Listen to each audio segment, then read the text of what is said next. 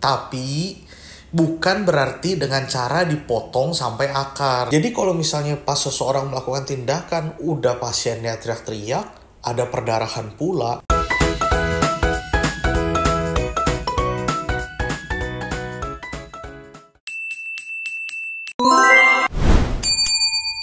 Waduh. Selamat datang di Ngobrol bareng Dokter Cantengan episode kelima. Seperti biasa, di konten kali ini kita tetap akan lanjut Q&A untuk beberapa pertanyaan yang sudah masuk di minggu ini. Tanpa panjang lebar lagi, silakan sutradara.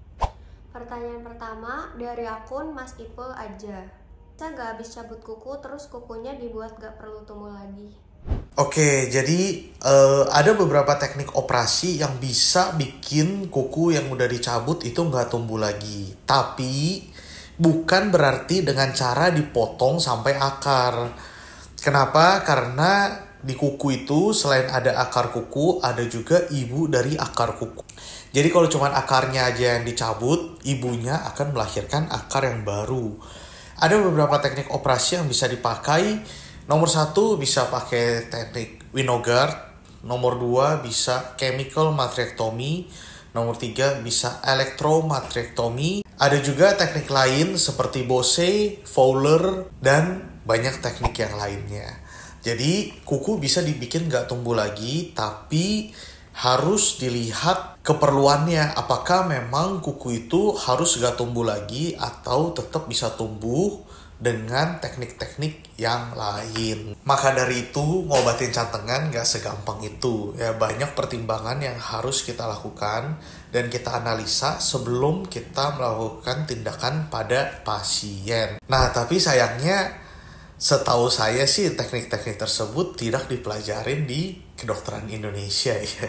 Jadi kalau mau tindakan kayak begitu, kayaknya harus keluar negeri deh. Ada di Malaysia, Singapura, Australia, ataupun di UK ada, di Kanada ada ya. Jadi biasanya teknik-teknik tersebut lebih sering dilakukan oleh podiatris. Oke, selanjutnya. Pertanyaan kedua dari akun KWITCN. Dok, kalau kulit bawah jempol iritasi terus bengkak, apakah termasuk cantengan? Oke, ini juga pertanyaan yang bagus. Kita sudah sempat bahas di podcastnya Dr. Demul ya. Jadi, cantengan sendiri itu artinya hanya peradangan di sekitar kuku atau di medis kita sebut dengan paronychia. Sedangkan kuku yang nancep atau ada yang masuk ke dalam daging itu kita sebut dengan onychocriptosis. Jadi kalau misalnya ada peradangan itu pasti namanya sudah cantengan.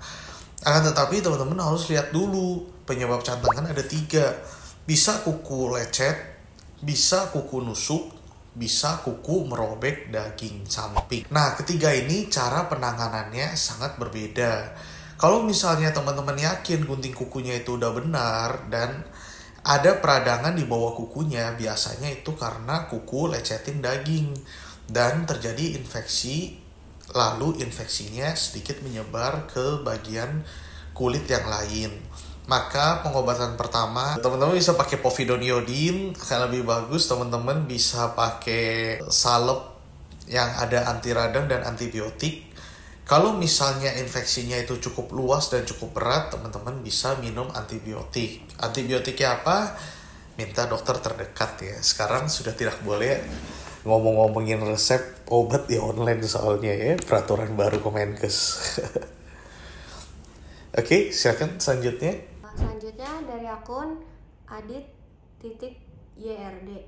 Keren dok, nggak sampai berdarah. Saya lihat yang di Thailand sampai berdarah-darah gitu. Ya, jadi ini yang selalu kita jelaskan berkali-kali di konten ya. Karena banyak sekali yang tidak mengerti, tidak ada basic, lalu dengan idenya melakukan tindakan-tindakan yang nggak proper dan malah bikin cantengannya itu makin parah. Kenapa? Seperti di video sebelumnya kita udah jelaskan, tindakan untuk cantengan itu dibagi menjadi 2. Operasi dan non-operasi. Operasi kalau misalnya berdarah-darah normal, namanya operasi, tapi harus dibius. Bius kaki harus suntik, bukan disemprot. Nah, jenis tindakan kedua itu adalah yang tanpa operasi. Namanya tanpa operasi, ya tidak boleh ada perdarahan. Kalau misalnya ada perdarahan, udah pasti tindakannya itu salah. Kecuali pada beberapa pasien yang memang daging tumbuhnya itu sudah besar ya. Nah, daging tumbuh ini kesenggol dikit aja kadang dia bisa ada perdarahan. Itu masih bisa termasuk wajar. Akan tetapi walaupun ada perdarahan, pasien tetap nggak boleh kesakitan. Jadi kalau misalnya pas seseorang melakukan tindakan, udah pasiennya teriak-teriak, ada perdarahan pula, itu pasti tindakannya udah ngaco. Ada daerah yang nggak boleh dipotong, tapi malah dipotong atau bahkan dipaksa congkel. Alhasil, cantengan yang ditangani seperti itu, kemungkinan sangat besar itu akan kumat lagi.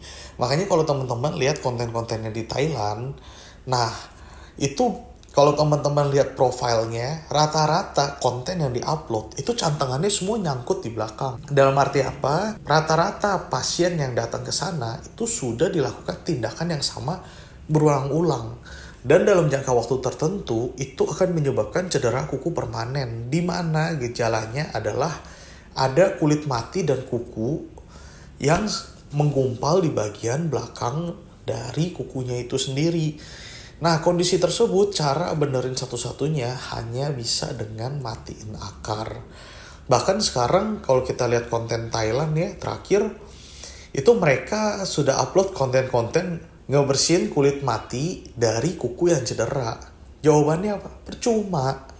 Itu akan muncul terus karena bantalan kukunya itu udah rusak karena dikorek-korek. Celakanya lagi, negara-negara di Asia itu gak banyak dokter atau nakes yang bisa melakukan teknik matian akar samping.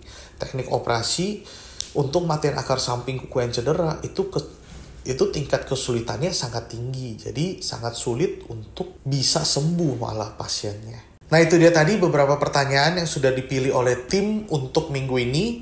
Buat teman-teman yang masih ada pertanyaan, bisa langsung komen di YouTube Dokter Cantengan, TikTok Dokter Cantengan, dan Instagram @doktercantengan. See you guys.